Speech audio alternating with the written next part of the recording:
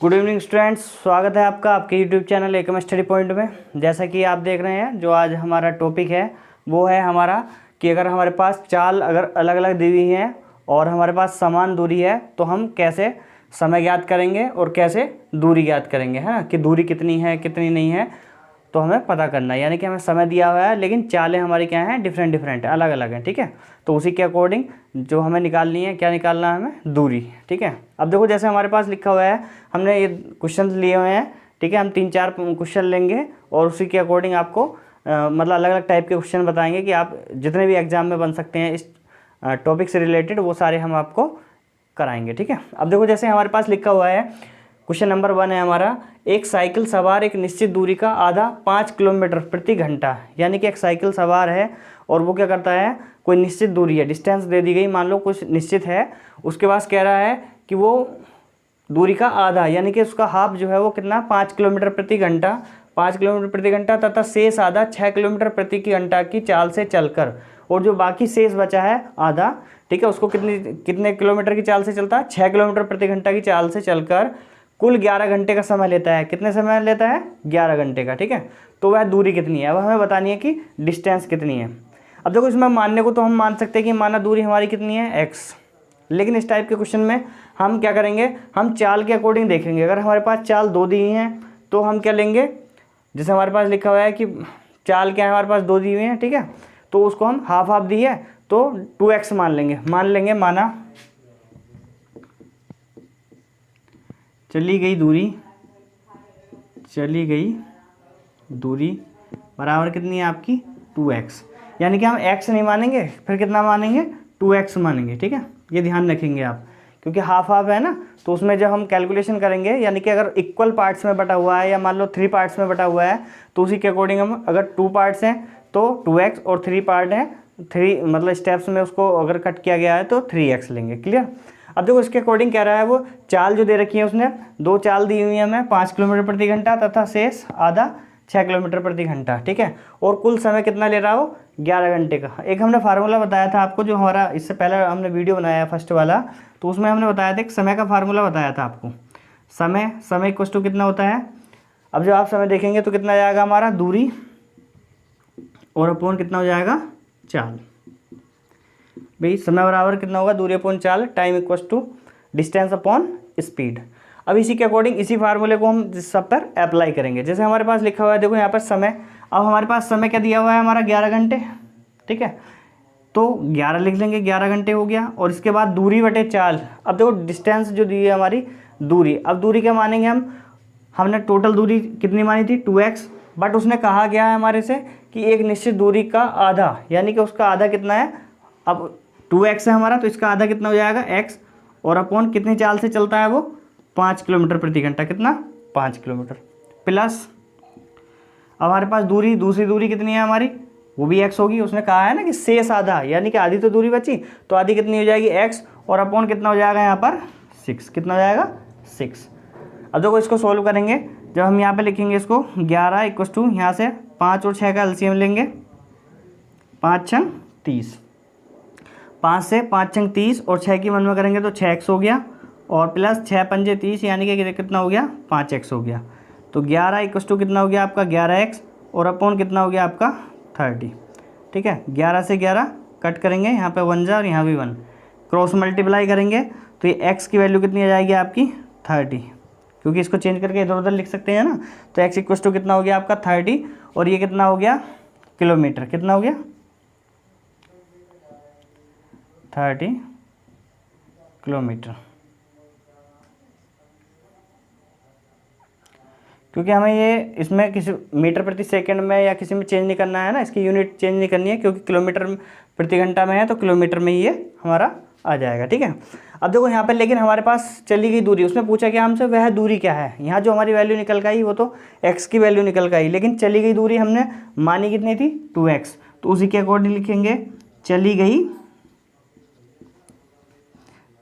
दूरी, यानी कि चली गई दूरी कितनी थी आपकी, 2x, और आप क्या लिखेंगे, 2 मल्टीप्लाई कितना हो जाएगा आपका, 30, यानी कि कितना हो जाएगा आपका 60, और 60 क्या हो गया आपका किलोमीटर, कितना हो जाएगा 60 किलोमीटर। यानी कि जो चली गई डिस्टेंस या दूरी कितनी होगी, वो होगी आपकी 60 किलोमीटर, ठीक है। तो इस टाइप से क्या कर सकते हो आप आराम से क्वेश्चंस को सोल्व कर सकते हो। इसी के अकॉर्डिंग फिर हमने दूसरा क्वेश्चन लिया है, ठीक है, उसको देखते हैं। दो आदमी एक साथ कुछ दूरी चलना शुरू करते हैं, यानी कि दो आदमी हैं हमारे पास टोटल, और वो क्या करते हैं, कुछ दूरी चलना शुरू करते हैं। एक 4 किलोमीटर प्रति घंटा पर, यानी कि एक कितना है 4 किलोमीटर प्रति घंटा, और दूसरा 3 किलोमीटर प्रति घंटा पर, और दूसरा कितना है हमारा 3 किलोमीटर प्रति घंटा।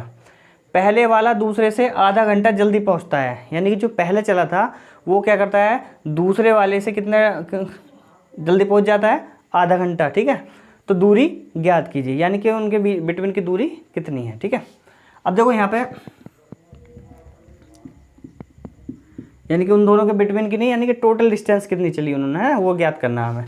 तो देखो यहाँ पे भी लिखेंगे, हमारे पास लिखा हुआ है कि एक साथ कुछ दूरी चलना प्रारंभ करते हैं, एक 4 किलोमीटर प्रति घंटा और दूसरा 3 किलोमीटर प्रति घंटा। पहले वाला दूसरे से आधा घंटा जल्दी पहुंच जाता है, दूरी ज्ञात करो। तो इसमें भी वही मान लेंगे कि माना दूरी कितनी हो जाएगी आपकी, माना दूरी कितनी है आपकी 2x, नहीं सॉरी इसमें x ही मानेंगे, है ना, x किलोमीटर प्रति,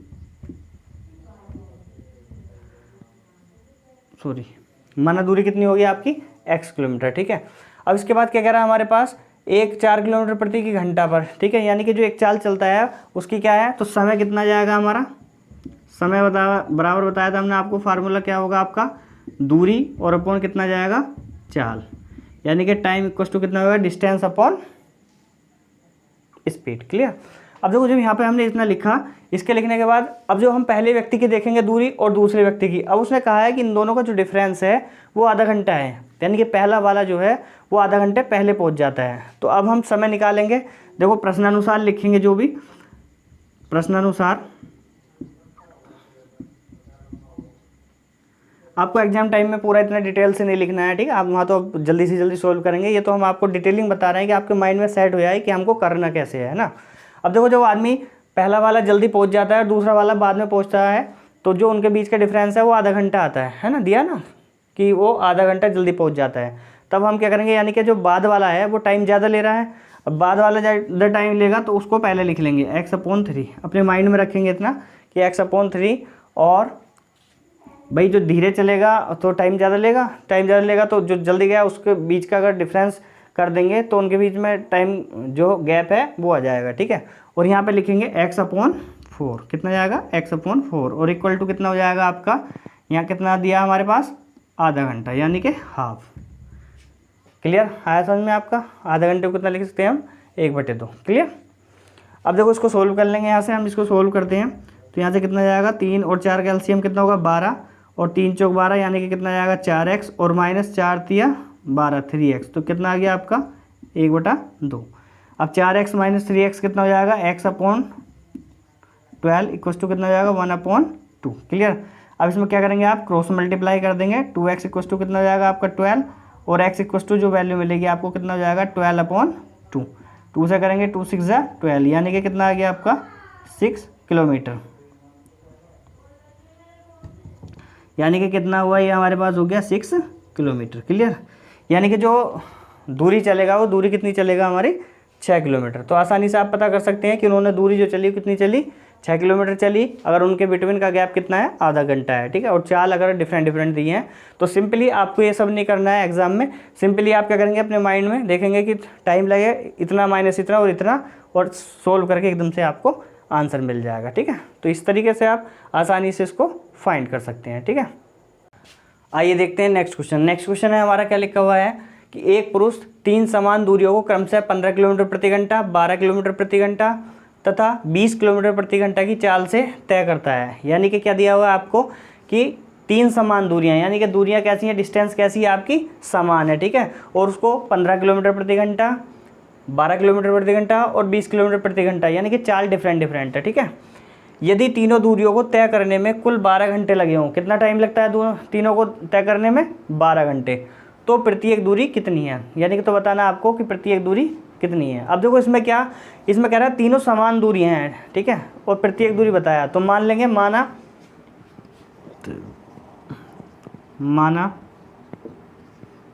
प्रत्येक दूरी इक्वल्स टू कितना है आपका x, प्रत्येक दूरी कितनी है x।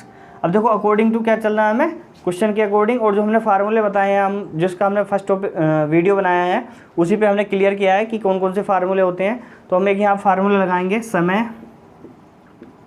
समय क्यों ले रहे हैं, क्योंकि हमारे पास दिया है उन्होंने यदि समय कुल 12 घंटे है, यानी कि तीनों जो दूरियां हैं उनको कुल समय कितना लगता है 12 घंटे, यानी कि समय दिया है और इधर से समय निकाल लेंगे और दोनों समय को क्या रख देंगे हम इक्वल रख देंगे, ठीक है। तो समय बराबर कितना हो जाएगा आपका दूरी बटे चाल, कितना हो जाएगा दूरी बटे चाल।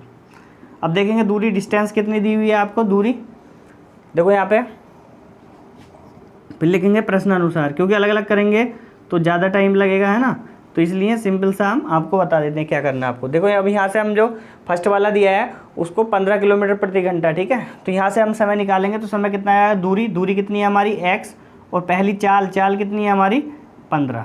भाई 3 समान दूरी है लेकिन क्या कर रहा है, चाल डिफरेंट है। तो पहला समय कितना लेगा वो x बटे 15 प्लस दूसरा कितना लेगा x बटे कितना ले लेगा आप 12, और प्लस तीसरा कितना हो जाएगा आपका x अपॉन कितना जाएगा 20, और इक्वल टू कितना हो जाएगा आपका, देखेंगे तो कुल कितना कह रहा है वो 12 घंटे।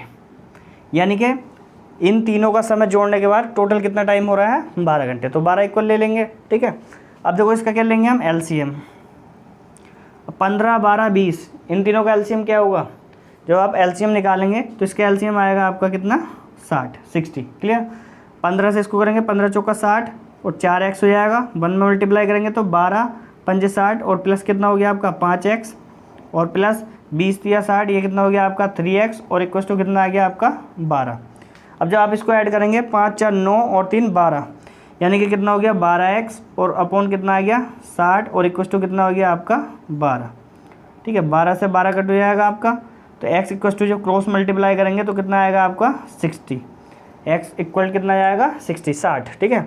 यानी कि तो दूरी, प्रत्येक दूरी x की वैल्यू माना कितना था हमने, प्रत्येक दूरी को x, तो प्रत्येक दूरी की वैल्यू कितनी होगी आपकी 60, ठीक है। तो आप लिख सकते हैं कि प्रत्येक दूरी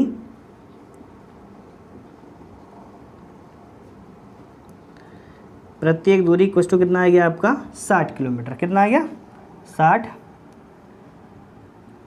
किलोमीटर या km पर आवर को, ठीक है, मतलब किलोमीटर दूरी है तो km, ठीक है। इसके बाद लिखा हुआ है हमारा नेक्स्ट क्वेश्चन, देखते हैं हम। देखो इसी के क्रम में हमने लिया है सारे क्वेश्चन, हमने 4 क्वेश्चन लिए हैं और चारों थोड़े डिफरेंट टाइप के लिए हैं, जिससे कि आपके समझ में आ जाए किस टाइप के क्वेश्चन को हम करते कैसे हैं। किसी में चाल सब में क्या है हमारी अलग अलग है, ठीक है। अब देखो जैसे नेक्स्ट क्वेश्चन नंबर 4 देखते हैं। एक विमान 2500 किलोमीटर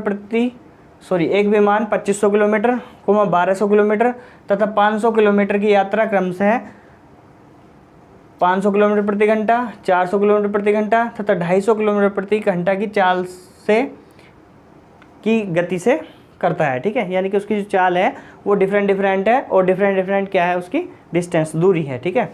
तदनुसार उस विमान की औसत गति कितनी होगी। अब देखो औसत गति के लिए क्या करेंगे, अगर हमें अलग अलग क्या दिया हुआ है हमारे पास, गति यानी कि चाल बराबर क्या बताया था हमने, दूरी बटे समय। तो दूरी यानी कि तीनों की जो दूरी होगी औसत के लिए तो ऐसे ही करते हैं ना, तीनों को जोड़ लेते हैं, तो जोड़ेंगे और दूरी और अपॉन कितना हो जाएगा समय, यानी कि तीनों में लगा जो टाइम है उस टाइम को लिख देंगे, ठीक है। अब हम यहाँ देखेंगे हमारे पास दूरियाँ तो दी हुई हैं, ठीक है, लेकिन समय नहीं दिया, टाइम नहीं दिया, ठीक है। तो उसके लिए क्या करेंगे, हम टाइम निकालेंगे तीनों का, ठीक है। अब देखो यहाँ पे जैसे यहाँ लिख रहे हैं हम, क्या लिख रहे हैं यहाँ पे कि एक विमान इतने 2500 किलोमीटर, ठीक है, 2500 किलोमीटर, तो लिखेंगे 2500 किलोमीटर चलने में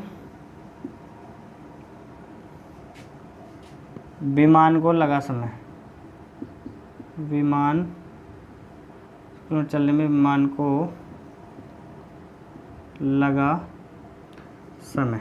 अब देखो समय हमें बताना है, समय कितना होता है आपका दूरी और बटे कितना होता है चाल, हमने बताया था आपको, फार्मूला आपको याद करना है दूरी बटे चाल। अब देखो दूरी फर्स्ट में देखते हैं, पहले कितनी दूरी चलता है वो 2500 किलोमीटर, कितनी दूरी चल रहा है वो 2500 किलोमीटर, और चाल कितनी है उसकी 500 किलोमीटर प्रति घंटा, कितनी है 500। इससे इसको डिवाइड करेंगे तो कितना जाएगा 5, यानी कि कितना जाएगा 5 घंटे।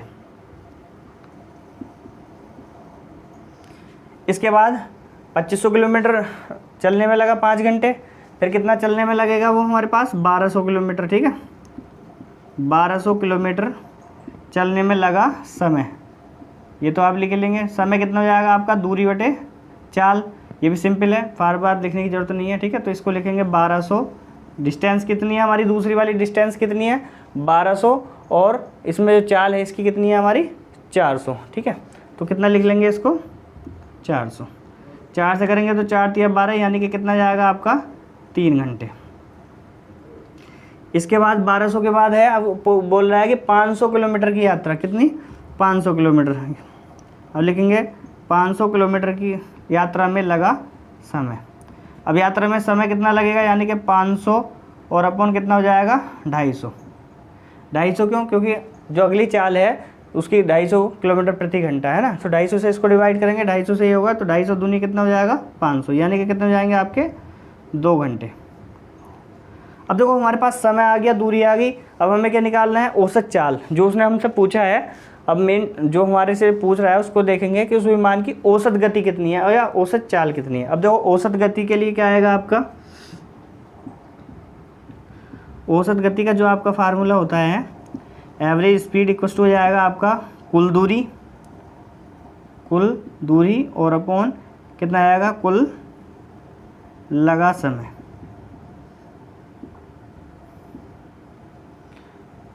कुल दूरी कितनी है, अब देखो दूरी देखेंगे यहाँ पर कितना है हमारे पास 2500, प्लस अगली दूरी कितनी है आपकी 1200, और फिर अगली दूरी कितनी है आपकी 500। भाई 3 दूरियाँ तो लिखी हुई थी यहाँ पर, जो हमने निकाला था दूरी में 2500, 1200 और 500, और अपॉन कितना आएगा कुल लगा समय। अब देखो समय कितना लगा, जो हमारा पहला समय निकल के आया वो कितना था 5 घंटे, 3 घंटे और 2 घंटे, इन सबको भी ऐड कर लेंगे, ठीक है। 5 घंटे, 3 घंटे और 2 घंटे। अब देखो इनको जब ऐड करेंगे तो 2500 और 500 कितना हो जाएगा आपका 3000 और ये कितना हो गया 1200, ये आ गया आपका 4200। कितना हो गया आपका 4200, और अपॉन कितना हो जाएगा आपका 5 और 3 8 और 2 कितना हो जाएगा 10, 0 से 0 कट। अब कितना है आपके पास 420, कितना आया 420, और ये क्या इतना आ गया किलोमीटर प्रति घंटा, ठीक है।